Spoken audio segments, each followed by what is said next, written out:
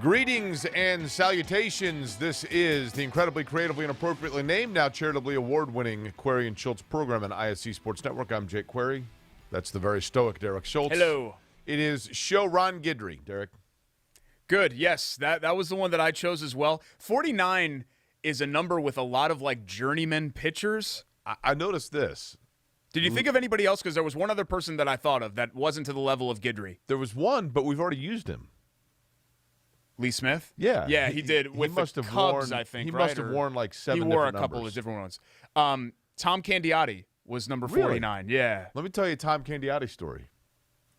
Tom Candiotti was a knuckleball pitcher. Yep. My very first job in media, for the most part, I was a writer for the Indianapolis Recorder, the small, oldest newspaper in Indianapolis, African-American owned newspaper. Yeah, sure. And Tony Gwynn was playing for the Padres. Of course. I mean, Tony Gwynn only played for the Padres. And he was living in Fishers in the offseason. I think that's well known now. And a buddy of mine said, "Do you want to go to San Diego and just visit my buddy's cousin, my buddy Jeff Hester?" And I said, "Sure. You know, while I'm there, I should try to get a press pass and do a story on Tony Gwynn." So I went out. I was as green gets, and it's before the game. It's like an hour before the Dodgers-Padres game. Tight race in the NL West. And I have the press pass, so I'm like Wayne's World, like press pass. I can go wherever I want, yeah. So, I mean, I didn't know the rules. I was very green and naive. I was in my mid-20s. And so I walked right back to the clubhouse, and Tony Gwynn was getting stretched on a trainer's table, and I walked right up to him. "Hey, Tony, can I interview you?" And, like, the trainer looks at me like, what are you doing? I mean, there's a protocol. There's a time. Yeah, sure. And Tony Gwynn's like, "Where are you from?" And I said, "Indianapolis." "Okay." So anyway, we sat down, and he said, "You know what? Normally, I would have had no chance. You would have had no chance that I would engage you in conversation because I would have been watching film over and over and over of the pitcher we're about to face." And he said, "But tonight we're facing Tom Candiotti, and he's a knuckleball pitcher, so there's nothing I can do to prepare for it." So Wow. My film time goes out the window because it's Tom Candiotti. Yeah. So there you go. Yeah, that's a good way for you to kind of shoehorn in a name drop. Of course. I interviewed Tony Gwynn, and I'm here's how. Derek. He happened to face Tom Candiotti one night. I'm the Eddie White of podcasts. You know what's interesting, too? Another guy that was a knuckleballer, wore 49, that played for 100 years, Tim Wakefield, was number 49. Really? Played for 20 years, 200-something wins, I think, for Tim Wakefield. Knuckleballers, I mean, you would think the two things that I've always felt like with your kids, if you want your kid to have a unique, like a long sports career, you know, so many people are worried about, I want to make sure that my kid can throw this fast or can run this fast or can do it. Teach him to long snap, Yeah. punt, or throw a knuckleball. Yep. Right? And you stick around forever, those guys. A No lot of those question. guys do. Yeah. How about our The friend Matt problem with- Overton? Matt Overton just got another job with the LA Chargers. Yeah. The problem with – good for Matt Overton. The problem with knuckleballers is that if you get into one, you make them look really stupid. Well, yeah. Like the most famous pitch of Tim Wakefield's career probably is the walk-off he gave up to Aaron Boone because Aaron Boone hit that to Jupiter, sent the Yankees to the World Series. But Wakefield was a really good pitcher for a long time. Knuckleballs just move all over the place, right? Yeah. Is it They like just kind of float. Well, then what's – There's a lot of movement, but they just kind of float. Like they're just it looks like soft toss when you're watching it on TV. You're like, this pitch is going 65 miles an hour or whatever. Now, your wiffle ball career, did you throw knuckles? I wasn't a thrower. I was kind of like Tony. I mean, I just concentrated on hitting. That's what I was. Tony Gwynn. Okay. TG. That I was a Did you professional watch a lot hitter. of film of the other pitchers? No, we didn't have those capabilities back, 20, almost 25 years ago. I found a tape, I think, from your backyard wrestling career. I saw that tweet that you had. Yeah. Safety was our number one priority in the BY dub. So we did not jump on any microwaves or anything like that. But Greg Sanfinandre did dislocate his shoulder. And that was the end of backyard wrestling. Greg? Sanfinandre. Who's that? His name was Rage, but Greg Sanfinandre was his birth name. In your little wrestling league? The Backyard Wrestling League, BYW. He was rage. Listen, we have a lot to get to and talk about here in terms of this week. Thank you so much, by the way, for those of you who are either listening on the podcast form or tuned in. This is Query and Schultz, and we talk each and every week about sports throughout Central Indiana, courtesy of those who make it possible that we'll talk about over the course of the show today. Chateau Kitchens is one of them right there, right? Bailey and Wood Financial, The Shop, Love Heating and Cooling, WGU Indiana, among others. Derek, let's begin with this. Colts practice back underway. They come off the game in Minnesota. But the big news is Carson Wentz now is not only out on the practice field, he's going through 7-on-7 drills. This accelerates people thinking, that's it, ready to go week one, let's go.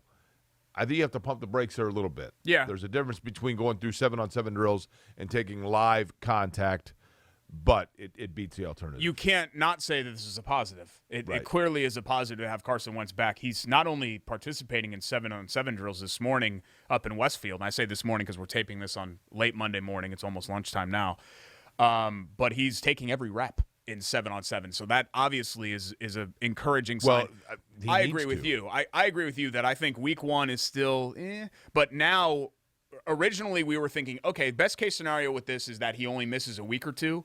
And certainly that appears to be on target, right? Because if he just misses a week or two, we're only a month out. And even if the Colts take it really easy, I think 4 weeks is a real reasonable timetable from here. But here's the thing. I think that there is a danger. Danger is maybe the wrong word. But there is an understanding or just a natural tendency when you see that he is getting multiple reps in practice. And, man, look, he's going – look, he hasn't been out there in, 3 weeks? Yeah, almost to the day. So you've got – I mean, this is basically – totally cramming for the test right before the final. Yeah. So let's not all of a sudden pretend that this means like, hey, this is what I read into this. No, they're trying to get everything stretched out into this smaller window. But we were worried, and I'll be fully upfront about this. I was extremely pessimistic when that first timetable came out. I was like, okay, well, I'm expecting this to be 10 to 12 weeks because that's how it always works, and Correct. It doesn't appear to be that way. The good news about this specific injury, I'm not a doctor, I don't pretend to be, they removed a bone. So there is no chance for re-injury. This isn't one of those like ligament tears or something like that where it's still sore and you got to kind of take it easy. I mean, yes, they have to just kind of gradually bring him along. I'm not saying that they're going to throw him out there in 11-on-11 and start hitting him or anything like that, anything crazy like that. But at the very least, with this foot injury, you can be maybe a little bit more aggressive than you could with a different sort of injury. How many surgeries have you had in your life? I don't think I've had any outside of having teeth removed count. What teeth? I had you have a message, one or two. You need to check it's your fine. message. I had 1 or 2 teeth pulled. 1 or 2. You don't remember? No. I don't remember. One of the experiences, I woke up during it and was like, "Ow!" You woke up what? Well, they had me on what was it, like nitrous or something like that? Yeah. And the only time I ever felt that before was I was at a Phil Lesh and Friends show like 20 years ago, and it was that kind of feeling. But anyway, I woke up during that. You got a tooth pulled at Phil Lesh and Friends? No. Anyway, I was having my tooth pulled.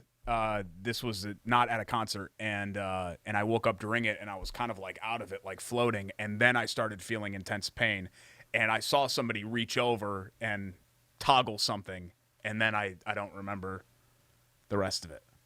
Now, which story was that? That's the Phil Lesh story? No, I shouldn't have mentioned the Phil Lesh.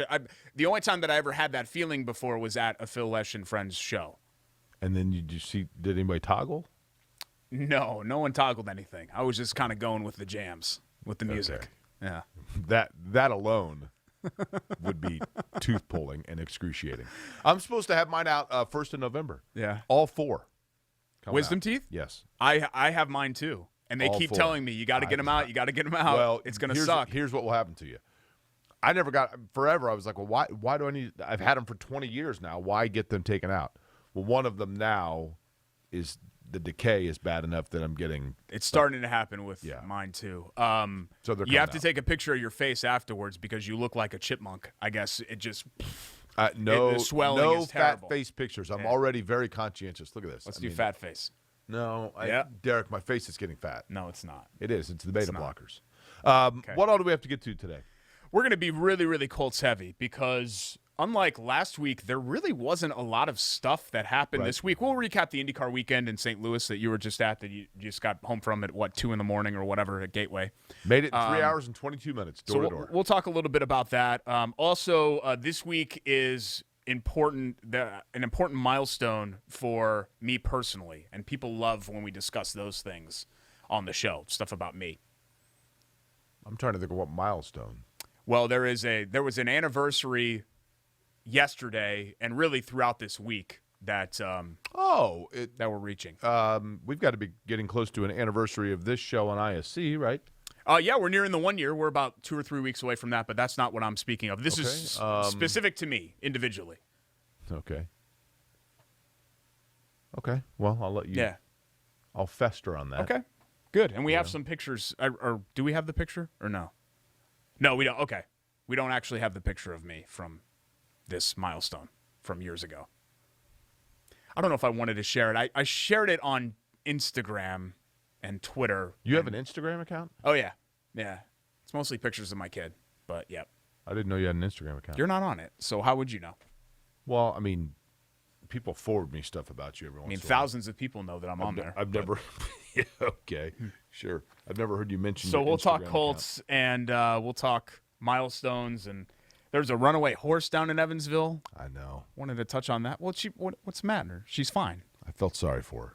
You said, I know, like she got hit by a semi or something. The horse is fine. It's possible she's holding together an art project now. I don't know. You know, we'll get into that as well. When we come back, yes, Carson Wentz is back in the fold for the Colts, but what other areas for the Colts are there that you look at and either feel better about where you started in camp or are still big question marks for Indianapolis? That discussion and more when we come back to Query and Schultz.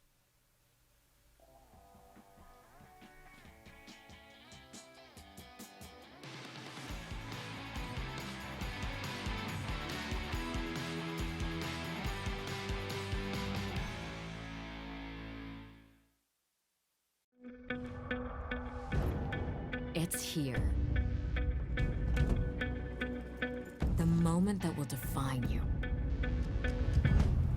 So think of this moment as your moment. The one you've been waiting for. You were built for it. And so were we. WGU, the online university where ambition never rests. At Bailey & Wood, we pride ourselves on our 5-star customer service. But at our core, we're a family. Family owned, and family to our customers, staff, and our community. From charity events to recognizing hometown heroes, we prioritize giving back to our communities that have always supported our growth. So let us help you get your dream home today.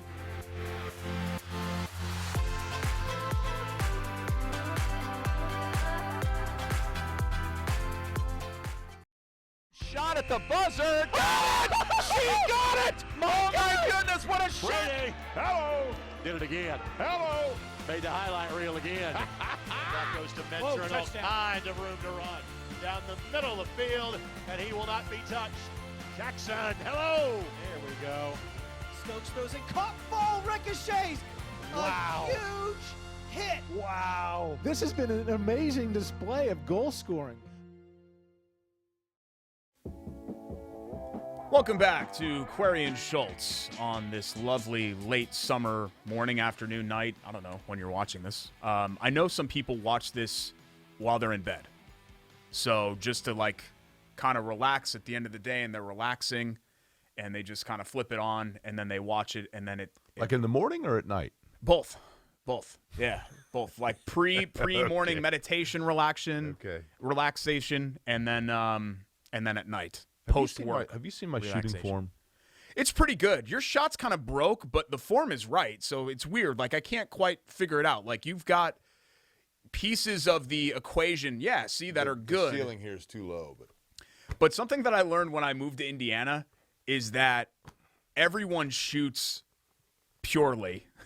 Like, I just remember playing rec basketball, and I have this Your shot is broke. I have this well, my jump shot's actually real wet. It just, the form itself isn't great. Okay.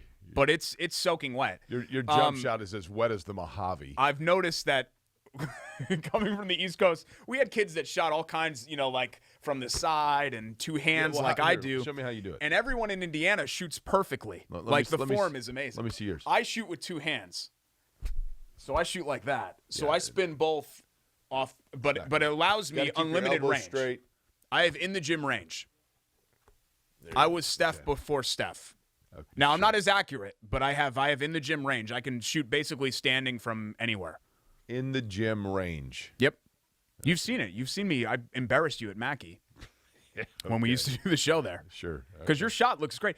Your shot is a lot like you. On the surface, you're like, oh, yeah, I can see why this guy's successful. And then when you kind of get into the content of it, then you're like, wait, what?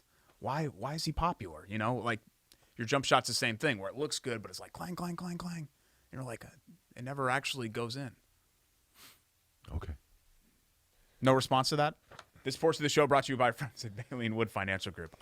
When you shoot it, Derek, you need the ball to just go straight up and back down. That's the sign of a good rotation. And I appreciate Jake Morris doing this every time. He's kind of like our Dwight Schrute arranging everything. I mean that in a complimentary way, arranging everything in a pleasing way.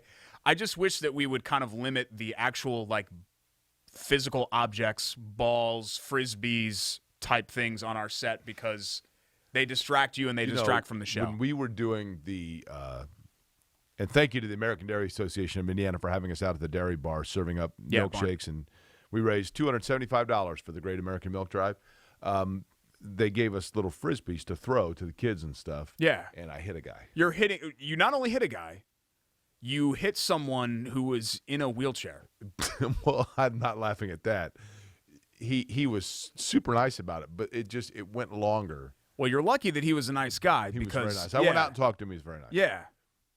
But I was nice mortified because you're just sending the frisbees out there in mass. Derek, I threw it to a kid, and not very good ups. Not great effort at all. It was like throwing to you. I threw a normal throw, but then I'm like, oh, I forgot I'm throwing to somebody that's 4'6" because he was 8, and he had no ups. Yeah. So it went over him, and the poor guy was eating his milkshake, and it hit him in the back of the head. Jeez. We can't have anything.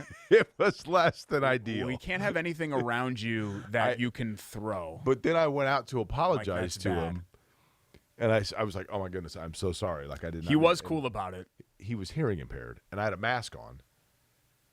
So but he had his friend with him that was helpful, and he was totally cool. And I offered him a free shake. Nah, don't worry about it. Great guy, nice guy.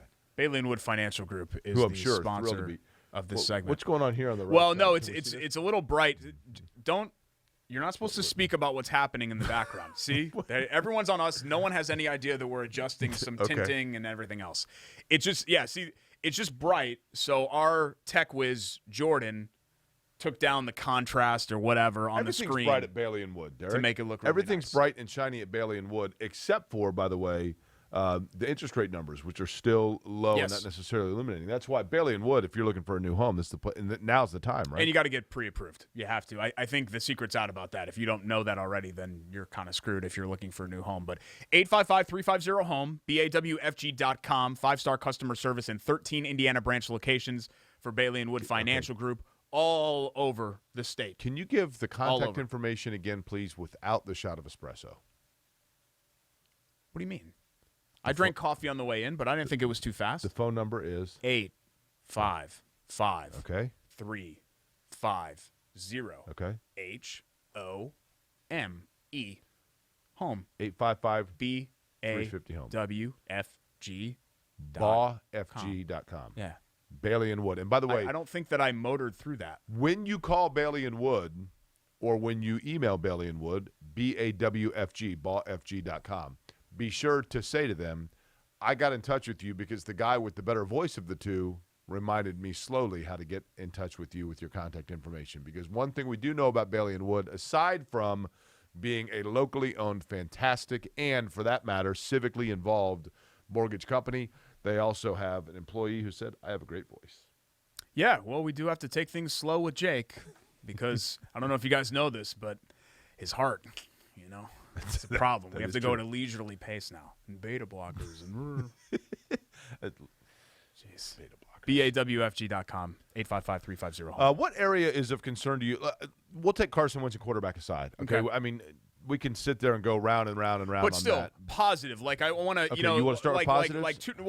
2 or 3 weeks ago, we were and I was the cheerleader on this, very negative, because it just felt like all this Colts injury news was coming in. Now it looks like, Quenton Nelson back in practice too. We didn't mention that. And Ryan Kelly. Right. So you've got 3 starting to come into form. Yeah, here, right? really big cogs in the wheel that are they need progressing. to, because you got to make sure that everybody's on the same page before week 1. But if we're starting with positives, look, an area where the Colts have been deficient for so long, and it's been a question mark and a nagging thing for so long, it does look, Derek, like they are going to have not one but a couple of guys that can provide them some pass rush. God, I hope so. I really hope so, because Kwity Paye is having a pretty good camp. He is. And seems to be a guy that is going to have a bright future for them. The 2 that really that banks on for me are Komoko, Toure, and Banagu. At least with Toure, we have a sample size where we know, okay, this guy can play. Right. It's just about him being healthy. Whereas Banagu, we just don't know. The good news for Banagu is that he was all over the field against Minnesota, albeit against 2s, 3s, and probably guys that aren't going to make the team, but still rather look good than look bad. But he was a healthy scratch even into year 3 in a lot of cases, and the Colts have remained high on him behind closed doors. They've been singing his praises, but he has to get out on the field in a game that actually counts and show it. So maybe this is finally Ben Banagu's time to do that. Chicken and egg when it comes to defensive secondary, because the Colts have some nice pieces in the secondary. I have always felt like in the NFL and in any football team, the defensive backs, the line I always use, defensive backs and offensive line, those are sunglasses and cell phone chargers. You can never have too many. One of them breaks before oh my goodness, I stepped on it wrong. You lose one of them. It just goes wayward. You don't know what happened. Those are the 2 areas where you have to have that.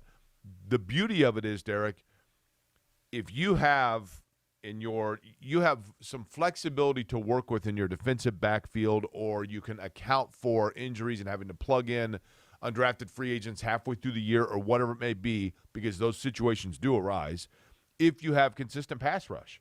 Because if the opposing quarterback, I mean, it's obvious, right? If the opposing quarterback is having to rush what he is doing, you don't need your secondary to be solid for very long per snap. They work hand in hand with one another. So that, to me, is also the good news in an area where the Colts have had to plug and play a lot of different guys over the years.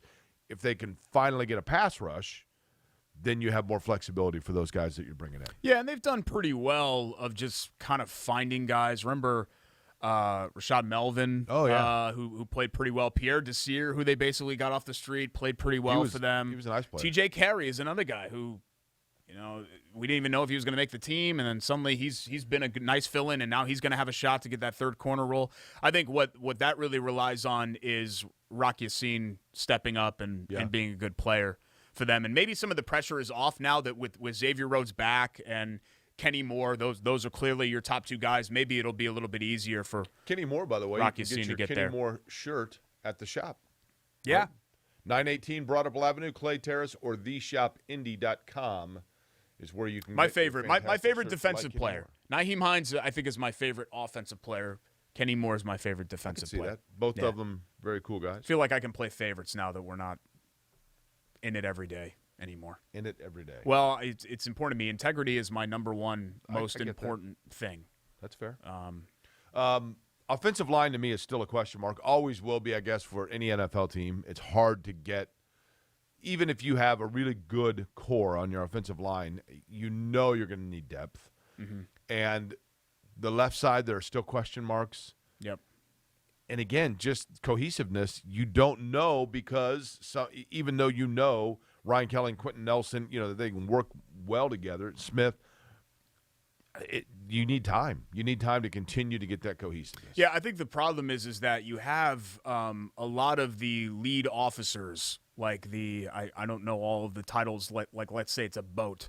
I don't know all of the titles, but for what right guard and right tackle and all of that would be. But you don't have the captain, because the left tackle is the most important position, right? So you have the cohesion already with the existing 4, with Glow and with Braden Smith and Q and RK. But you need to have that with at left tackle as well. It's Glowinski, right? Sorry, I'm just trying to talk shop, just like Braden everybody Smith. else. Okay. Yeah, just Q. like everybody else. They don't have a starting. We talked about this last week. They don't have a starting left tackle right now that is healthy, because Eric Fisher is obviously a starting caliber left tackle. But Julian Davenport, even though apparently he's starting to show some signs of maybe locking down that number 2 spot, has been a little bit better. He's a backup level player. Sam Tevye is a backup level player. Holden is a backup level player. So they need Fisher to come back as soon as possible. And it looks like he's definitely not going to be back by week 1. Correct. I mean, and that's which isn't surprising. Achilles is a big injury. That's a big position. Yeah. Now, I'll disagree in one area from a scheme standpoint and the guy that you need to be the most consistently reliable on an offensive line standpoint. You're right. I mean, it would be obviously left tackle, especially unless you have a left-handed quarterback, I guess. But the commander or the captain of an offensive line is the center.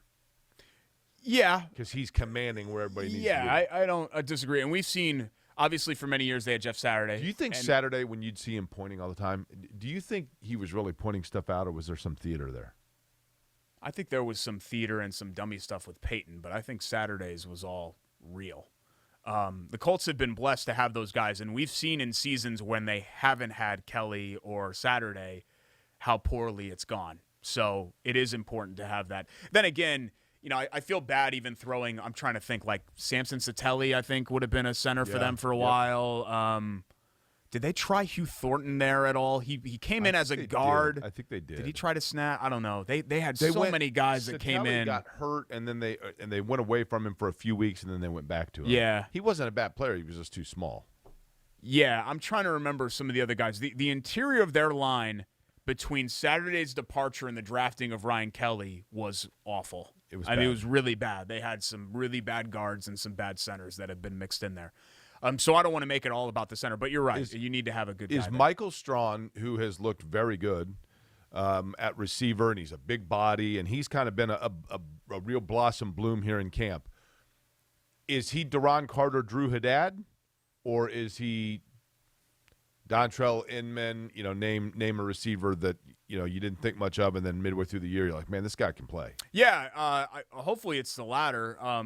What's interesting about him is that he fits the mold of the guy that everybody just slept on, like small school guy, right, has all this athletic ability, but nobody knows because A, he's small school, and B, there's questions about the competition that he's facing. Right. So it's easy to look that way when you're so much better than everybody else.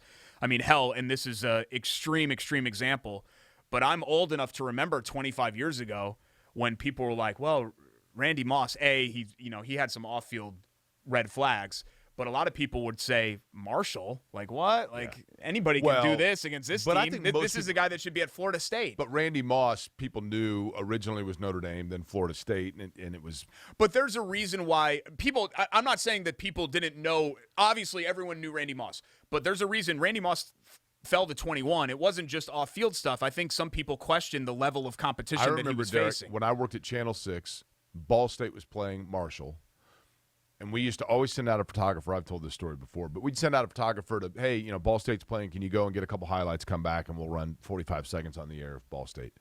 And Joe Rodicap was the photographer, went to go shoot the Ball State Marshall game, and it's a Saturday, and, of course, we're doing a 6 o'clock sports, and it's like 5:15. Where is Rodicap? I mean, that game is a 1 o'clock start. Finally, he walks in at like 5:30, which, I mean, plenty of time to cut the tape, and sets the tape down, and then sets down a second tape. And I'm like, you shot 2 tapes of Ball State Marshall? And he looks at me and says, that was the single greatest college football performance I've ever seen. I go, what are you talking about? He goes, just put the tapes in. And I mean, every play. like I put it in. Yeah. Moss had like 5 touchdowns and 200 and some odd yards. I mean, it was ridiculous. It's not even fair. I mean, what he was able to do. And there's a reason why, you say you got mossed now. I mean, it's become like a catchphrase. You know what's funny about Randy Moss is I don't know of many players.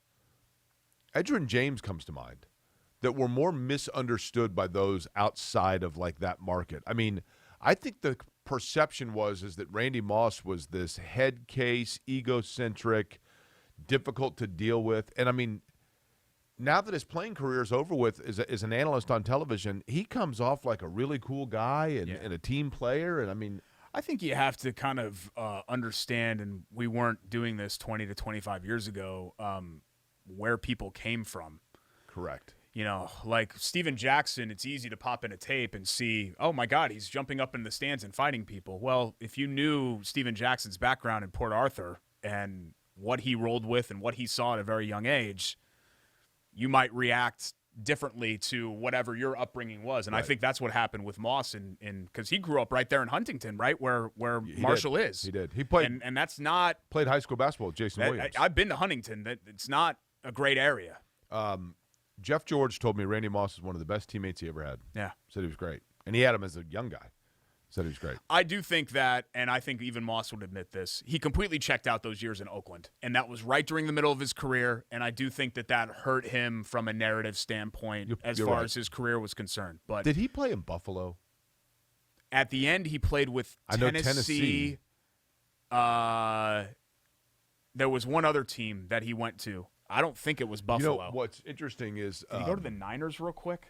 I was at Nissan Stadium with Nick Yeoman for the IndyCar race in Nashville, and we're sitting there in the bowels of Nissan Stadium, and I said to Nick Yeoman, all right, who is the greatest player to have played home games in this stadium?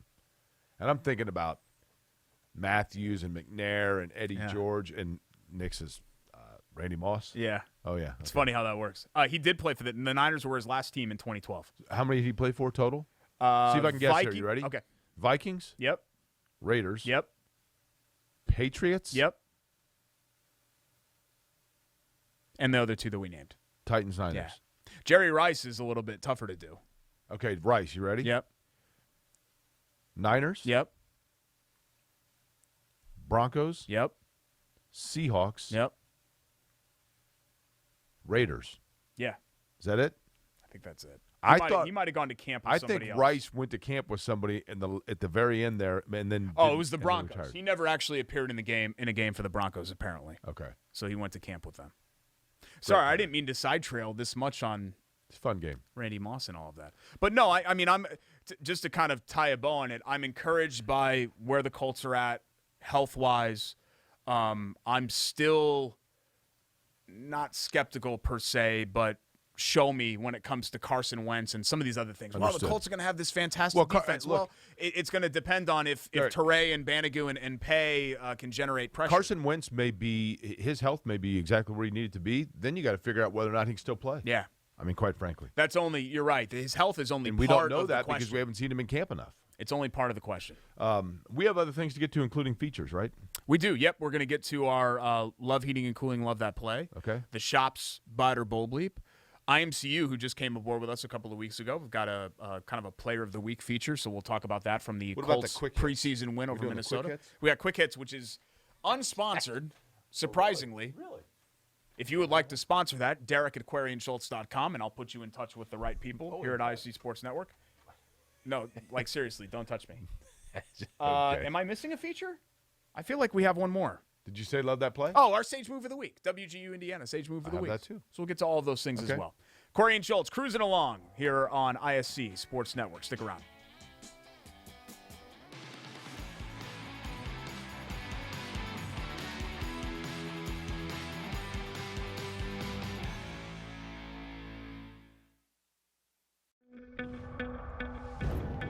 It's here. The moment that will define you. So think of this moment as your moment. The one you've been waiting for. You were built for it. And so were we. WGU, the online university where ambition never rests. Meet Kate. She has a lot to juggle. Family, work, it can lead to trying days and tired nights. But we know Kate, and at Indiana Members Credit Union, we know at some point her space at a premium life may change. IMCU is here to help Kate and you find your space. Now, add on or remodel with an introductory rate of 1.9% APR on a home equity line of credit. Today, it's all about Kate. Tomorrow, it's all about you. Because at IMCU, it's you that matters. McCulling in time. Oh, no! It's good. This one is caught. There you oh, go. Wow, Dawson makes a great catch. Spin, win, 3, bury it for Leland Walker. Tie the game they do with the dunk by Malik Edmonds. What a play. Oh my goodness. I feel a little momentum starting to fall Ellen's way. That is Wrestler! Wrestler! Whoa! Welcome back to Query and Schultz, ISC Sports Network, alongside Jay Query, who had his weekly bathroom break right during the middle of the show. Late 40s, buddy. I am the fully functioning bladder of Derek Schultz. You just wait. Your time's coming. WGU Indiana sponsors this segment. We'll get to our Sage Move of the Week in just a second, but if you're looking to advance yourself in your career and get a degree on your own time, head to wgu.edu/Indiana. You know, it's just like when a restroom break happens on a live show. Oh, God, are you going to compare it to this? Life sometimes just things pop up and get in the way. And if that's the case for you when it comes to your education, WGU, as Derek had mentioned, you can work on your own schedule. wgu.edu/Indiana. Whether you want to complete a degree that's still sitting on the table when life got in the way for you, or you're just starting out and you think, you know what, I want to work it around my schedule. That's the entire purpose of Indiana's largest online accredited university. Sage, of course, is their mascot. The Sage Move of the Week. We each nominate somebody on this. For me, Derek, I'm going to go with this. It was not a popular move in Chicago, and I know that this isn't necessarily a Bears show, but the decision by Matt Nagy and the Bears to stick with through the preseason and have Andy Dalton out on the field when you have a promising and what looks to be electric young quarterback in Justin Fields ready to go, having the presence of mind and the patience, even though I think we all know that transition is going to come. When you have a young quarterback, we've seen too many quarterbacks that get thrown out too early. Everybody gets excited, and then the roof collapses and caves in on them, and it just ruins them forever. And I think the Bears know they might actually have a franchise quarterback for the first time in a long time. So the patience in not giving in to the fan demands right now and going ahead and sticking with Dalton, to me, is a Sage move. I completely disagree with that, but In what way? you are allowed to have your Sage Move of the Week. Mine is actually Bears related too. Okay. Isn't that interesting? Let me do mine here. Mitchell Trubisky going back to Chicago and kind of dunking on the Bears. I know it was a preseason game, but that must have felt good, right? I would Sage think. Move of the Week for him. Trubisky ended up with 220 through the air, through a tud as well. A guy that the Bears gave up on, and probably rightfully so. You know, for the people that say, well, he led him to the playoffs twice. He was the starting quarterback on 2 playoff He teams. was one that I just never, Derek, I never got it either. he started 12 games. You called it early, kind of like Josh Allen. You were like, I remember when Trubisky was rising up draft boards, and you were like, I've seen this guy, and he's barely played, and now we're just going off. We were going off, 11 games, now, really? One where I was wrong in that, because another one that was kind of the blueprint from Mitchell. For those that don't recall it, Mitchell Trubisky, when he was at North Carolina, started for 1 year. He started like 12 games. And it was, he was a combine wonder, right? Oh, his mechanics and his rotation is perfect, and he has all the intangibles. And yeah, but can he play against a collapsing defense? We don't know. The other guy that fell into that category of very limited number of games started in college, but all the intangibles were there, was Ryan Tannehill. Yeah. And it really kind of took Tannehill to change his scenery. He's a good quarterback. It took him a long time, but yeah, it did click for him. But finally. he is a solid quarterback. Trubisky will be – that's the perfect role for him, right? Yeah. If he can go somewhere where they're a contending team and they need him to go in, let's say 3 weeks, and keep them afloat, good role for him. Yeah, I agree. And then you can kind of plot your next career move, because obviously he's going to want to start again, and somebody likely will give him a chance to start again, but he has to handle himself properly here behind Allen and do a good job. But I was never a big Mitch fan, but I look at something like that and smile, because it must feel really, really good to go and do that when somebody doesn't believe. Because I've had people like that, as shocking as it is, that haven't believed in me, and so to come back and dunk right on their head. Go ahead. Feels good. Tell me somebody that didn't believe in I don't need to air that dirty. If you're watching, you know who you are. So how you like me now? I'm on TV. You think Katie Koleski's No watching big deal. this? No, I'm not talking about my personal life. I mean professionally. But there are people that doubted me in my personal life too. So, yeah, how you like me now? I'm on TV. Look at this. You know, I can't imagine that people would have doubted you when they saw what you looked like 20 years ago this weekend. Because you just showed me in the break what the reunion or the anniversary is you were talking about. We'll get to that. How about coming up a little bit? The reason why I disagree on the Fields thing is that there are examples, to your point. I think Derek Carr is the gold example of not Derek Carr. David Carr. Yeah. I always do that. David Carr is the number one golden rule example of this, where he got thrown to the Wolves. He was sacked 10 billion times in his first couple of seasons, and it just crushed him. I mean, I don't know if he was ever going to be as good as he was advertised to be as the number one pick, but he really never got the chance, I felt like. But I'm kind of the firm believer, unlike 10, 15 years ago, everything is far less patient now than it used to be. And you have to know, kind of like with Trubisky, you have to know in about a 2 to 3 year span if this is your guy or not. You have to know. And anytime delaying that just, I think, puts you further behind the eight ball. Also, it creates a situation. You know how the Chicago media market is. It's not like here. If Dalton goes out there and craps his pants, then immediately they come for you. And that puts Nagy in a bad spot. That puts Dalton in a bad spot. That puts Fields in a bad spot. It puts everybody in a bad spot. Right. So that's kind of what I worry about with that. And look, if Fields can't handle the adversity, let's say he goes out there and he struggles, to your point. If he can't handle that, then he's probably not your guy anyway. Right. So that's kind of how there's no doubt I feel that about Fields it. is probably going to be starting by week 1 or 2, but Yeah, but my point is that if he's going to be starting by week 3 or week 4, then why even delay it? And that's what happens so often with these teams, Jake, where they start somebody else, and then 2 weeks later they're going back to the rookie. And I'm thinking to myself, well, now you're just 2 weeks behind. Why wouldn't you have just done this to start? I think with a young quarterback, the learning curve in the beginning needs to be done with as little spotlight on him as possible. I just think there are examples of this. I just think they're few and far between. Like people that point to Aaron Rodgers and Brett Favre, you're talking about 2 top 10 all-time quarterbacks, like 2 transcendent quarterbacks. Like it's not apples to apples, I don't feel like. I think that is far more of an outlier example than it is a that mainstream. Jordan Love's got to be pretty excited about the way things are headed in Green Bay, right? Well, I think you knew if you were him kind of what you were signing up for. And to be honest, to collect a paycheck and learn from Aaron Rodgers, even if he's not doing anything to teach you, just to see him every day, that's got to be beneficial. Who was the guy, I'm forgetting his last name, that got $1 billion because he filled in for like 2 weeks for Green Bay? Matt Flynn. Yes. Yeah, he signed with Seattle. And then I don't think he even won the job in Seattle. He got beat in camp, if I remember right. I think he got released, didn't he? Eventually. But I think he got beat out in camp. Was it Russell Wilson beat him out, didn't he? Wasn't it around that time? Right. That may be right. Is Josh Rosen still in the league? He just got cut again. It's got to be over, he just got released again. Maybe. I mean, that's a guy. Sometimes I'm trying to think of some examples of this. Christian Ponder. There have been a couple of guys that just you kind of knew right away, this guy can't play. And I guess Rosen is one of them. There was one other one I was going to ask.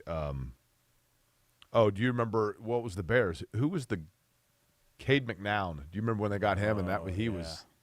Yeah. Well, everybody was all in. There have been a lot of guys that have almost failed immediately, and you've known. I mean, I kind of felt that, and I really liked him, and I pulled from it Notre Dame. I kind of felt that way about Brady Quinn, where you're like, this isn't going to work. What about Jimmy Clausen? Did you think that way? No, because I didn't think – I wasn't 100% convinced that he was going to be like an NFL starting quarterback. Whereas with Quinn, I was like, Quinn was a record-setting quarterback. He was small, but you felt like, okay, if he gets to run the right system, it might work, and it never really worked for him. You remember Eric Zier? Yeah, Bears, right? He was, I don't remember, but I mean, he was more of my age group, but he threw for 8,000 yards in 2 years in Georgia, and then. Remind me, would that have been like the Tom Zach kind of era? Just after that. Okay. Just after that. Who else would have been their quarterback? The Bears have had. I mean, they had so many mediocre to bad quarterbacks. It's incredible. I mean, Jim Miller would have been in there somewhere. They had that one weird team in like 01. I think it was 01. that won the division. Yeah. And Jim Miller was their quarterback. Eric Kramer would have been just I remember. before that. I mean, they did do rotation. They had some absolute bad ones, rotation for sure. Love that play next? Yep, let's do that. Okay. We'll continue with our features and continue the show as well. It's Query and Schultz here on a very ISC smooth Sports transition Network. there. Thank you. I agree.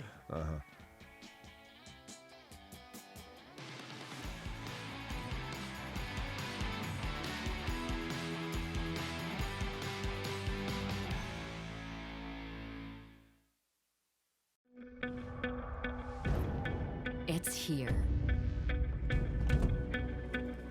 The moment that will define you. So think of this moment as your moment. The one you've been waiting for. You were built for it. And so were we. WGU, the online university where ambition never rests. At Bailey & Wood, we pride ourselves on our 5-star customer service. But at our core, we're a family. Family owned, and family to our customers, staff, and our community. From charity events to recognizing hometown heroes, we prioritize giving back to our communities that have always supported our growth. So let us help you get your dream home today.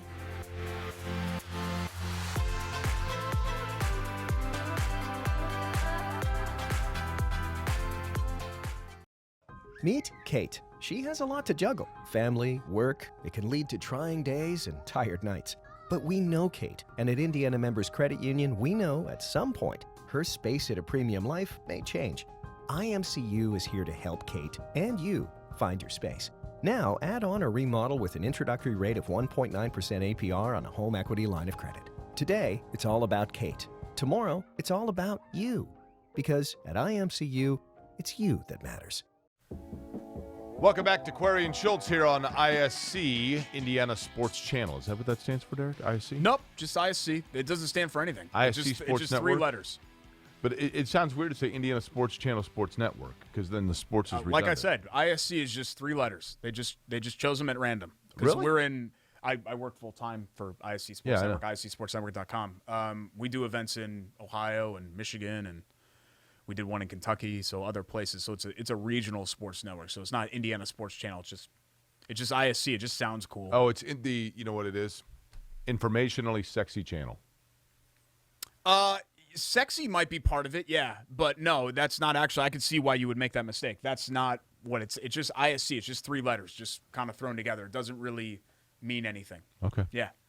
Well, regardless, here on Query and Schultz on ISC, the random 3 letters, it's time for Love That Play, brought to you by the great guys at Love and gals at Love Heating and Air Conditioning. Love-HVAC.com, 317-353-2141. That's 317-353-2141 at Love Heat Indy on Twitter.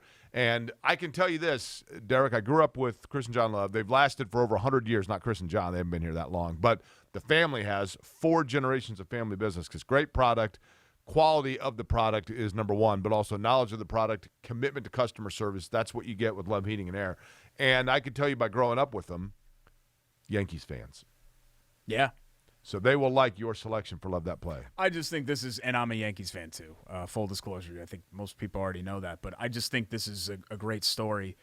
Andrew Velasquez, if you've never heard that name before, has been kind of like a journeyman player in the majors. He's bounced around from, I think he was with the Rays, and then he was with the Indians, and then he was with Jordan's Orioles, and he ended up being picked up by the Yankees in December. He was released later on in the season, but then called up. The Yankees have had a lot of injuries and a lot of COVID issues as well, but he's 28 years old, and he got called up on August 10th, and he had 3 run-scoring hits in a sweep of the Red Sox. The Yankees have won 9 straight. We're taping this right now as on Monday, and they've surged into the wild card lead. You know, a season that we kind of left for dead when they were 500 not too long ago, and Velasquez has been part of that recent surge, but he hit his first home run ever, first Major League homer at Yankee Stadium in front of his family, and he's from the Bronx. He went to Fordham Prep, and everything about him is the Bronx. Like, you listen to him in the post-game interview, he's like, oh, it's such a pleasure for me to be playing for the Yankees. You know, I've been dreaming about this since I was a little kid. You know, he's got, like, the accent and all of that. But it's just cool. It's cool to see somebody that's been kind of grinding it out for that long in anonymity and be able to do it and for his hometown team. I have a Fordham Prep hat. You really? Mm-hmm. Well, the floor there is named after Donnie Walsh, right? Correct. Yeah. Correct. Did he go there? He did. I didn't know if he coached there because that was originally what he did, right? Yeah, when no, he was a coach. he attended Fordham Prep, yeah. Mm-hmm. We went, Derek, this is not necessarily Love That Play of the week, but I'll tell you what was cool. Last Thursday, we went to the White Sox-A's game. I saw, yeah. For a businessman special at, what is it called now, Guaranteed Rate Field? Yes. New it was New recently Comiskey. U.S. Cellular, but They've made some renovations. That park's only 30 years old, but they made some renovations to it, and it's a nice park. It really is. We went, and I didn't know about parking. I literally just thought, you know what? Let's just go to a game. It's a 2-hour and 45-minute drive door to door to the stadium. Let's just go to a game, an afternoon game. So I bought tickets for cheap on StubHub, and then I bought a parking pass in the stadium. Right next to the stadium is where the parking is. Yeah. Literally, it was 100 yards from our seats where I parked. So I bought a parking pass, and we pull in, and it's weird because I parked in the red lot. I bought for the red lot. Well, they have the 3 different lots, but the signs are not color-coded. It says red lot, but it's a huge green sign. Oh, wow, like, weird. Wouldn't it make Why sense? Why would you do that? Right. Yeah. And there's a green lot. Yeah. So there's a green sign that says red lot. And I'm like, well, this must be it. The fence is open, so I pull in, and they got the guys parking the cars, and I pull up, and I said, hey, who do I need to show my pass here? What do I need to do? Well, didn't you do that at the cashier? No, I just pulled in right there. You pulled in right there? Yeah. You can't come in that way. That's what I did. And I said, so here's my pass. Just park it. Who cares? Okay. So I parked my car and then put my pass on StubHub, resold it, walked in, went to the game. Oh, come on. But I kid you not. But during the game, I'm 48 years old. I'll be 49 in a So week. you cheated the system. I didn't do that. Par for the course. I'm almost 50 years old, and I've been to probably 1,000 Major League Baseball games. We're sitting in left field, and Eloy Jimenez is the left fielder for the White Sox, and he's out there, stretching and, whatever. And he's kind of interacting with people a little bit. When he first came out, he definitely did. So during a lull in between pitches, I just yell out his name. And he turns around, looks right at us, and I give it the Eloy! And he does the... And I'm telling you what, I'm 48 years old, Derek, but there's something about seeing a big league player that just acknowledges their name being yelled out. It was like I was 8 years old. Yeah. He's my new all-time favorite player. Yeah, he was probably born when you were covering the Cardinals in You're 2001. Right. You're right. He's a young guy. Yeah. It is. It'll never stop being cool. There's just something. For sure. There's something about it. Mark Boyle, I think, put it best. He said these are normal people with just really cool jobs, but there's just something about that. I thought about it. I'm like, if I lived in Chicago, I would have probably interviewed this guy twice a week, whatever. But being a fan in the stands, it was cool. I've never actually been to that park. It's nice. I've been to all the other parks around us. Wrigley and Cincinnati and all the other ones, but not the White Sox. I always heard the best way to get in was to take the train. So park somewhere else and then take the L. But I don't know how the L. I've never been on the L, so I don't know how that. You know what? Works. Obviously, there was, on our way in, there was unfortunately and tragically a Chicago police officer who was killed in the line of duty 2 weeks ago. And her, unbeknown to me, but as we were driving in on the Dan Ryan, all of a sudden we see this, flag hanging from cranes. And I'm like, what is going on? And her funeral procession was coming the opposite way. They had shut down the Dan Ryan, and there were fire trucks on all the overpasses. Yeah. And it was a very tasteful and obviously tradition or ceremonious, laden event. But on the way in, we did not run into any traffic at all, and it was, like I said, 2 hours and 40 minutes, and that was 2 stops. Mm-hmm. 2-stop strategy. So Chicago, but also St. Louis. You've been kind of around the Midwest over the past week. Was in St. Louis as well. Yep, wanted to briefly talk about Gateway because I actually kind of like the fact that some of these races are getting a little bit messy. IndyCar's always been kind of a gentleman's sport, and it's been boring for me. I don't want them to be Demolition Derby and NASCAR or anything like that, but I like the fact that things get a little bit messy. But is there some concern that there has been, I know the drivers in the paddock have talked about this, maybe some overly aggressive driving, particularly this season.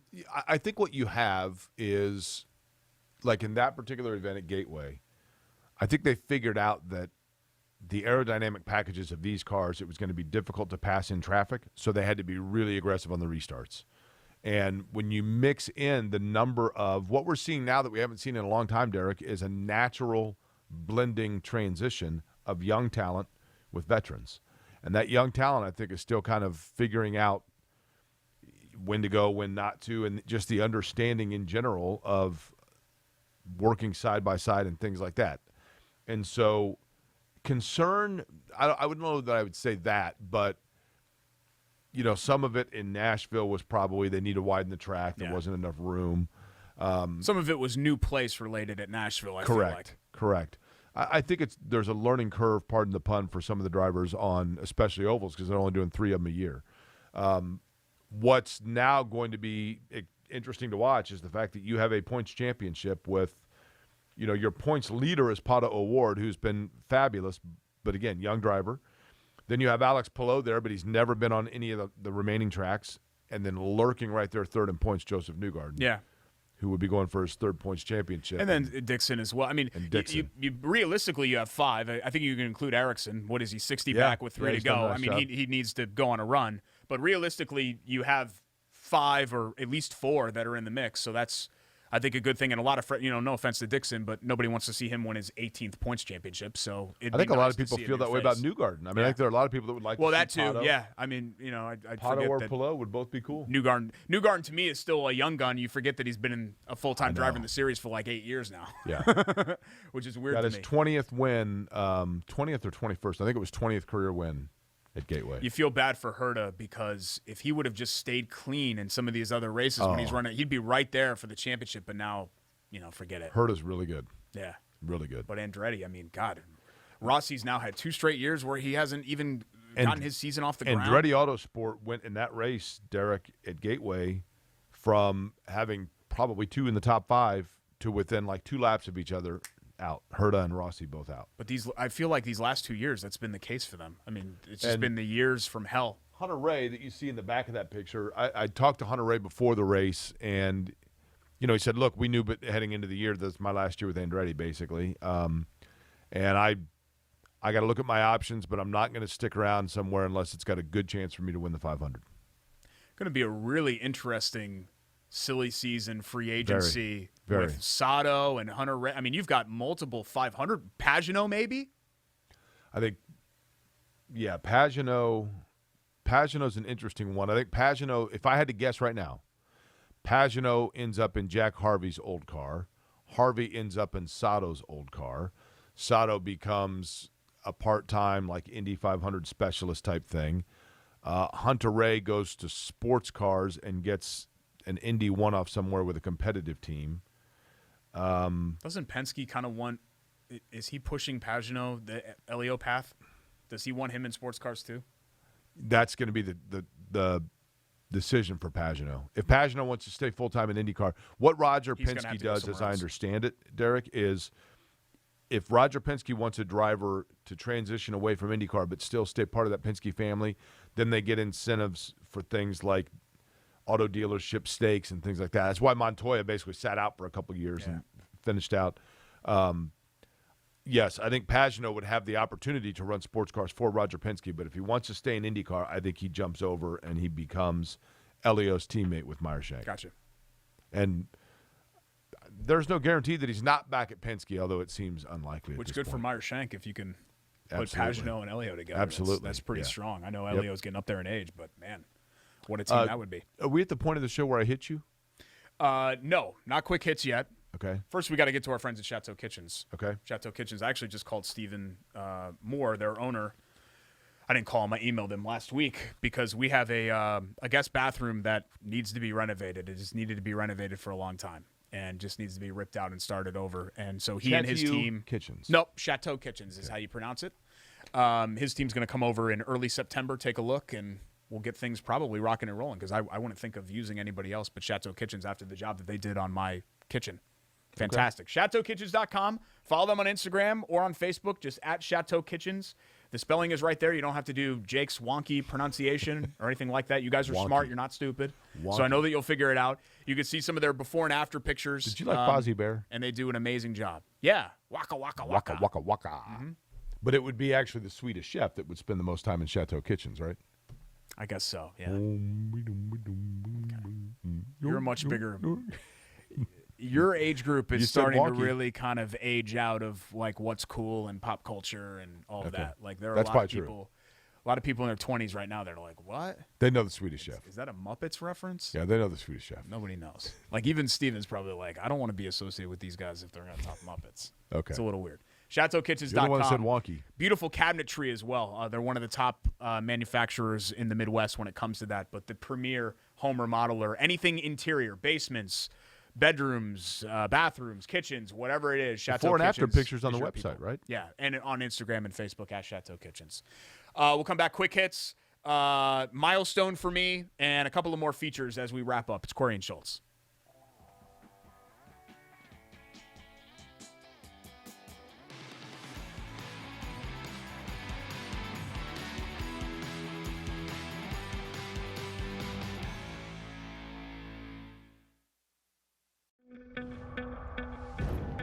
It's here. The moment that will define you. So think of this moment as your moment. The one you've been waiting for. You were built for it. And so were we. WGU, the online university where ambition never rests. At Bailey & Wood, we pride ourselves on our 5-star customer service. But at our core, we're a family. Family owned, and family to our customers, staff, and our community. From charity events to recognizing hometown heroes, we prioritize giving back to our communities that have always supported our growth. So let us help you get your dream home today.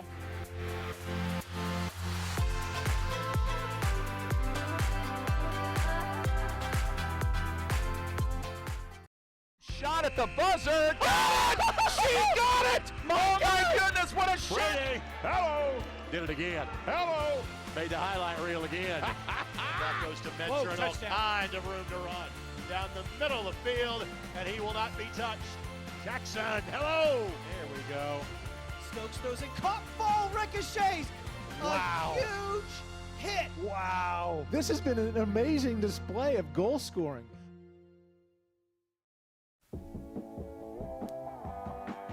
So late August is a special time for me. There are a lot of moments and milestones that happen in the month of August. We talked about one last week, the 10-year anniversary of the show. That was August 15th. When I first started an internship, which turned into kind of my first full-time job at the old ESPN 950, that happened in August 21st of 2005. I remember dates pretty well. But one that is attached to a round number, 20 years ago this week, in fact, it was yesterday, Sunday, parents dropped me off at IU, and never been there, and said, all right, see ya. You had Moved never been on campus? No. There were so many East Coast kids, and I know this isn't a surprise to anybody that's gone to IU, but even 20 years ago, there were so many kids from the tri-state, so New York, New Jersey, Connecticut, that they did a special East Coast orientation at the Hilton in Midtown Manhattan. Really? So I went there with all these other kids from Long Island and wherever else, and I took a Spanish test, I took a math test, and then they did the projector and all of that and gave me an orientation. I think it was 2 days. I think we had to drive in twice to do it, but I had never stepped on campus before. I'd been to Indiana, obviously, because my parents are from South Bend, but only the northern part of the state. So were you terrified? I don't even know. I think I was kind of too dumb to realize what I was doing. Like, I always kind of thought to myself, okay, well, I'll do this for 4 years, and then I'll come back, and all my friendships will remain the same and all of that. And, of course, it's a life-changing thing to move away where you don't know everybody. Right. But I was so geeked to get away from my parents and be on my own, which is weird. Now, in hindsight, you talk about how dumb you were when you were 18, to, like, hate on my parents, and they paid for my tuition, and my parents were awesome. Like, you and I are very different in a lot of ways. We're very similar with our upbringings. No, that's like true. I had a very Norman Rockwell painting type childhood where everyone loved each other and we all did stuff together. Like we had, You're right. You know, I was vice president of the youth group and my mom sang in the church choir. Like we had a very nice life. But at 18, I was like, I want to get drunk in the woods and hang out with my friends and, you know, meet girls and whatever else. And how did the meeting girls part go? it actually went. This isn't really a surprise. It went really well. Went really, really well when I got there. Well, I saw you posted a picture. Yeah. You showed me. Your pants that you were wearing are but you were like a 26 waist. Yep. And then you're like a 26 length here. Yeah, they were long. If I remember right, I think they were 34 pants, which how did you which sounds like an average pant size, right? But like me as an adult, I wear 30. So, well, you're like the ESPN documentary pant size. Well, yeah. How do you not trip over the bottom? I did. They'd get ripped up on the bottom all the time, and then I'd have to get new pants. But these are from American Eagle, as is the shirt, because my job in high school was I was the stockroom manager at the Trumble Mall American Eagle. I mean, you look fairly in shape. I'll give you that. I was defined. You got fat after that, right? I got fat, and then Ann dumped me, and then I got real skinny again. Ann? Yeah, and then I got fat again because we started drinking more. So I had kind of like a back and forth kind of wave thing. But that's me and my mom, August, 23rd, 2001 at the Sample Gates. And literally right there, she kisses me on the forehead. My dad gave me a hug, and they were off. And I walked from there back to Right Quad. We had moved all my stuff in the day before. So this was that morning. They got you brand new shoes for school. Yeah, I got Adidas Superstars. So that was the one thing I got right fashion-wise, because everything else on there is kind of a disaster. But the best thing about the cargo pants was that you can't really see it, but Discman in the right and menthol cigarettes in the left. So those were great carriers. See Jordan zooming in a little bit. Did you have so the menthols? Did you have the menthols up like right here with your mom? I don't think I ever did with my mom, because my mom only found, I think my parents deep down knew, but my mom was very non-confrontational about stuff like that. So she found an empty pack of cigarettes once, and she put it on my bed pillow with a Post-it note that had a sad face on it. And that was crushing. So I was like, I never, ever want to smell like it or be or have my mom know anything about it. So I tried my best to hide it from her for all those years, yeah.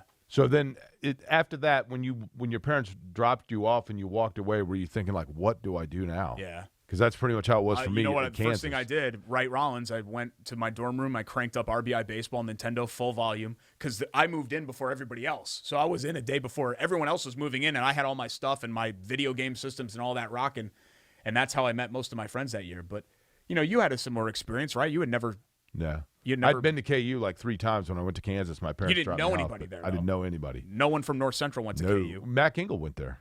Okay. But Mac, I moved into a fraternity right away, and Mac was in the dorm, so our worlds were totally different in Kansas. But, yeah, I mean, I give you a lot of props, man. I mean, it's not easy to just drop off and stay there. I mean, I ended up coming home, but, you know, it's a different world for sure. And I think for me, I had my high school experience, I was so close and still am with all the people I grew up with. That's what was a challenge for me.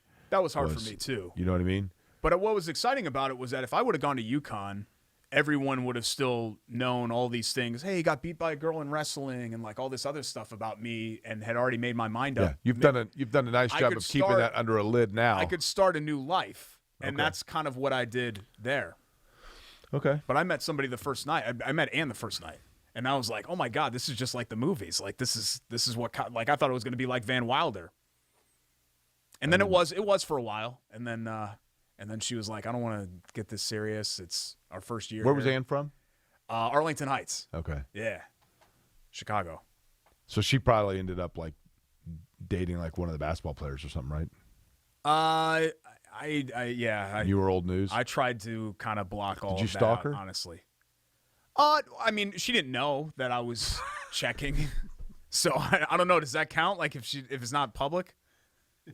What did you do? Like routine drive-bys? Well, back in those days, you had AOL Instant Messenger, so you were able to tell when people were online, and you could set alerts. And I had a little one that was a door swinging open, so it was an alert. So every time she signed on, I knew that she was online. What good did it do you to know she was online? Well, there was another guy named Josh who was in a different dorm, who after we broke up, they got kind of friendly. She sat on his lap one night at I think we were at, I'm trying to remember where we were. We were at SIGAP. We were at one of the fraternities that got kicked off. And then they went back in a car together. They went home in a car together. And then so I ran back to my dorm room and was trying. We were sandwiched in between two all-girl floors. So had a cup to the ceiling. And yeah, I did a lot of things that I wasn't proud of. A cup to the ceiling? Yeah, just to kind of see if I could hear anything that was going on that I didn't want to hear. That I used to like hearing, but didn't want to hear anymore. Okay. Well, I'm glad to know that things went normally for you in your transition from Connecticut to Indiana. Necktie on the doorknob. Okay. This room is occupado. Well, did you happen to walk by and notice that Josh's room had I couldn't bring myself Yeah. to. Well, it was in her room. Yeah, These are the days where you had access to all the different floors. If you had a key to get in the building, you could get anywhere in Right Quad. Yeah. Okay. Which probably wasn't even this was pre 9/11, barely pre 9/11. That but door pre-9/11. became known as Brooks Brothers. Just so you know. Why is that? Yeah. Okay. Like the dress shirts? Quick hits. Oh, because of the neckties. Yeah. Jordan, can we get that joke in post? I don't think that landed very well. Okay. Let's do it. 3, 2, 1. All right. Yep. Quick hits. We'll do that, and then bite or bull bleep, and then we'll get out. All right. Oh wait, I was supposed to do IMCU here too. Let's do that real quick. Sorry, I got off track. You distracted me with your way too TMI kind of stories about college. Actually, it's time for the little door to open and for Derek to get back online. Okay, go ahead. Come on, you've never stalked people online? We've all done it. No, I didn't even know what AOL was in those days, Derek. I was a working professional. It's weird that I had such a vastly superior social life to you when I was an adolescent, and you make fun of me all the time. Okay. I mean, I guess you had your guy friends at North Central. That's pretty good. I've done okay. And later in life, you did. But I got a nice head start. Unfortunately, Jake passed me after that head start pretty quickly afterwards. IMCU's Player of the Week brought to you by our friends at Indiana Members Credit Union. Proud to support Query and Schultz. Of course, every sponsor is proud to support Query and Schultz. We don't even need to put that in the copy. We hope. IMCU, a full-service financial institution offering free checking accounts with e-statements, low auto rates, and more. See what IMCU can do for you at imcu.com. Membership savings required, federally insured by NCUA. Banagu, we talked about him all over the field. And, yep, I get it. It's a preseason game. You're playing 2s and 3s and 4s. But they need him to show production, and he's doing it. He's a real key cog for them defensively with that pass rush, and all those guys pay. Their season comes down to two things. I agree with you, Jake. Wentz, 1, but on number 2, it's shared by 3 people. Toure, Pay, Banagu. You're right. And if those guys click, if Wentz can play at a high level and those 3 guys can play at a high level, Colts are going to be really good. Really, really good. Because I'm confident about a lot of other areas and a lot of other individuals on this team, but those 2 aspects are so important to what they do. We come back. It's what we are hoping those 3 guys do to quarterbacks. Quick hits. And bite or bull bleep. See, I hit you. Don't touch me. All right. It's next. Query and Schultz.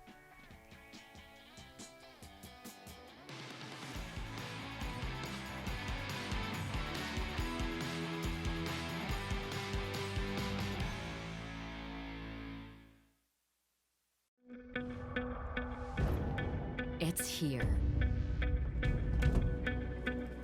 The moment that will define you. So think of this moment as your moment. The one you've been waiting for. You were built for it. And so were we. WGU, the online university where ambition never rests. Meet Kate. She has a lot to juggle. Family, work, it can lead to trying days and tired nights. But we know Kate, and at Indiana Members Credit Union, we know at some point her space at a premium life may change. IMCU is here to help Kate and you find your space. Now, add on or remodel with an introductory rate of 1.9% APR on a home equity line of credit. Today, it's all about Kate. Tomorrow, it's all about you. Because at IMCU, it's you that matters. McCulling in time. Oh, no! It's good. This one is caught. There you go. Wow, Dawson makes a great catch. Spin, win, 3, bury it for Leland Walker. tie the game they do with the dunk by Malik Edmonds. What a play. Oh, my goodness. I feel a little momentum starting to fall Ellen's way. That in the Wrestler! Whoa! Derek just spent like 5 minutes doing nothing but looking for people's indicators online. It's a little bit awkward. You can set alerts to a lot of different things. Okay. There's no one to stalk anymore. I'm happily married. Which one are we doing first? We're doing. Let's run down some quick hits real Okay. quick, and then we'll end with Bite or Bull Bleep. Pacers looking to trade Jeremy Lamb. They, according to Jay Michael, they need to start. They want to prove that he's healthy first. Lamb entering the final year of a $10.5 million deal, which sounds like a lot, but in NBA terms, $10.5 million, really not that much. And it's too bad. Lamb, the signing at the time felt like a bargain, but then he got hurt, and then he never really got last season off the ground. And I like him. I like him a lot I do because too. here's why I like about Jeremy Lamb. He's a guy that can give you 20 if you need it. But more so, you say, look, we're going to bring you off the bench, and we need your mid-range game, spot-up jumpers here and there. But if somebody gets hurt, he's an insurance policy where you can run with him for a couple nights and say, look, we need 22 out of you, and he can give you that. And he seems to be fine with that role. I think he's been a good teammate. I like the guy. But now you've got Levert and Duarte, and there's just it. not a lot of room at the end for him. But it should be a very tradable, expiring contract. Notre Dame passed by Penn State for the #1 football recruiting class for next year, at least for now. That's still an ongoing process. This is for 2022. Indiana all the way up to 25, Purdue's 39th. So everybody in the state, that's good for Indiana. That is. And certainly for Indiana to get up to 25 and Purdue to have a top 40 class, that's great. Oftentimes it's not about getting the players that are the best, but rather getting the players that are best for your program. Yeah, 100%. And then finally, Miguel Cabrera becomes the 28th member of the 500 Homer Club. Greg Hit Pulley one with a last great night. stat. He is not only the 6th player born outside the United States to 500 home runs, he is the first player born outside the United States to get his 500th outside the United States.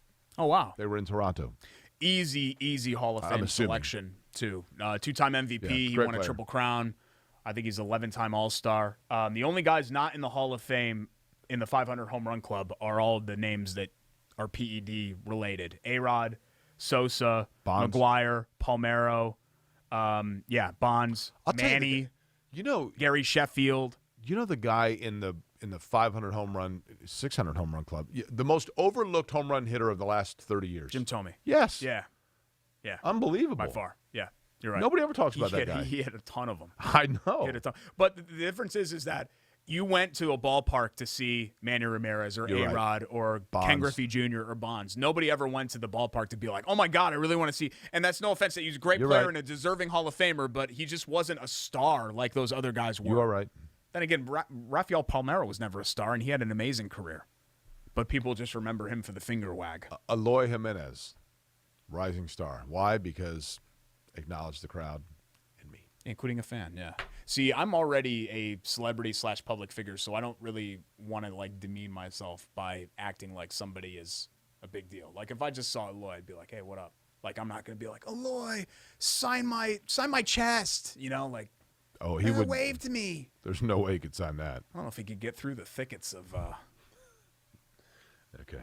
get through the forest here. Bite or Bull Schultz is brought to us each and every week by the Shop Indy, theshopindy.com, 918 Broadapple Avenue and in Clay Terrace. And, of course, now with the name, image, likeness, we're talking about college athletes, your favorite players like Trace Jackson Davis, be it from Indiana, be it David Bell at Purdue. They also have Butler athletes, a little bit of everything. And, of course, the shirts, as always, that you've come to know and love of pop culture and yesteryear in Indianapolis and throughout the state of Indiana, theshopindy.com. Derek makes a statement. I say whether it's I buy it or I think it's Bull Schultz. Unfortunately, you spoiled this one because you had already mentioned it.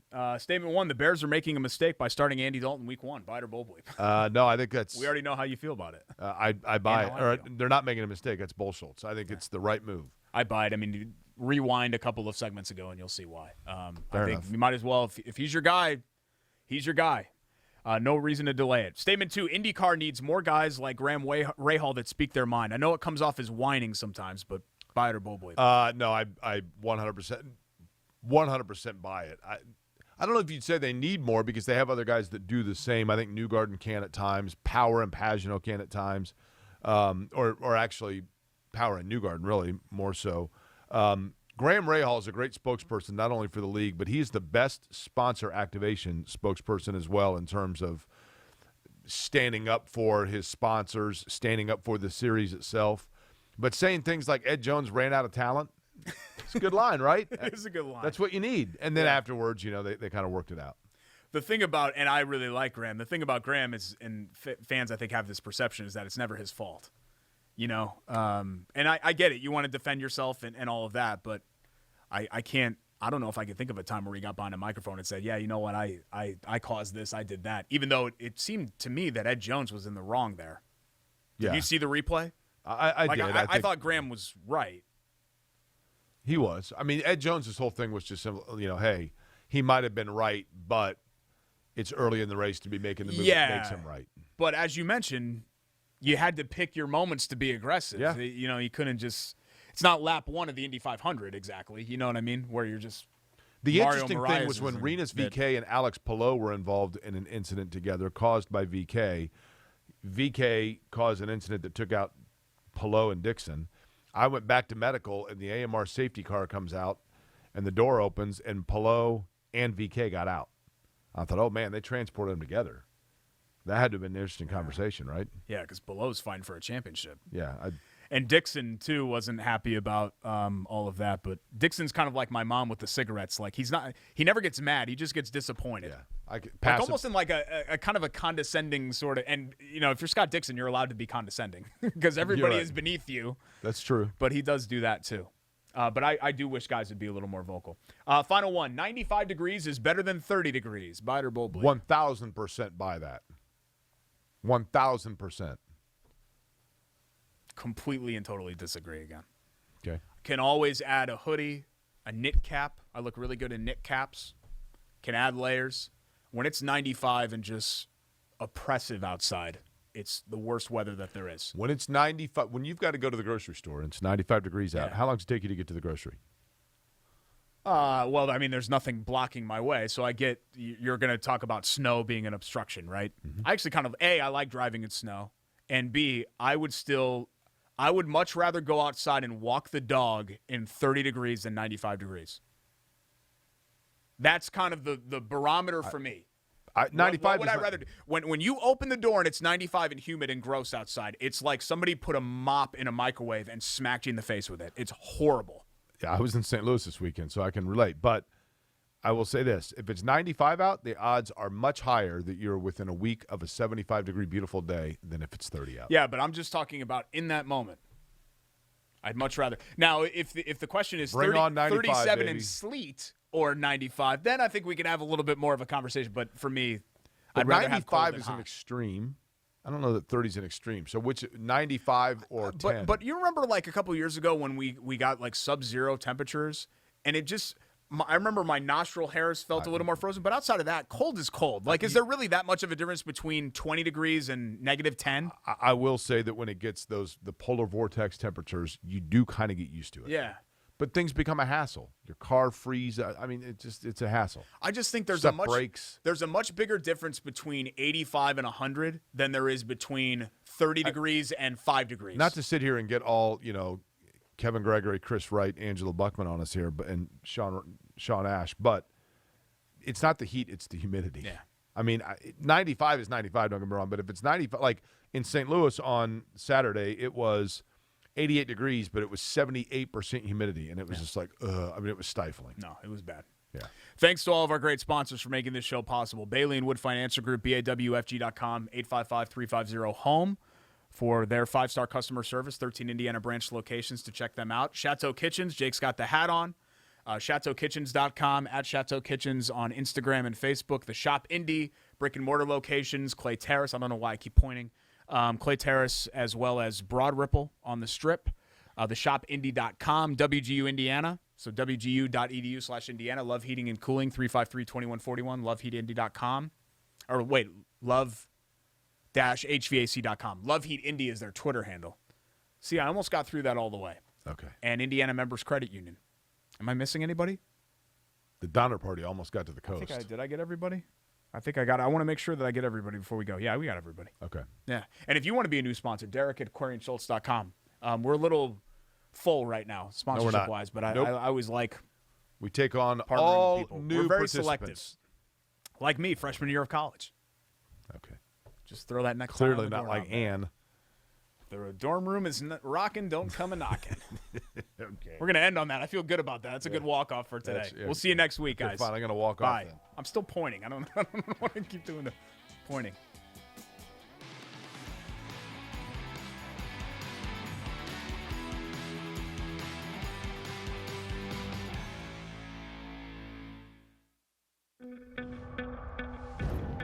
It's here. The moment that will define you. So think of this moment as your moment. The one you've been waiting for. You were built for it. And so were we. WGU, the online university where ambition never rests.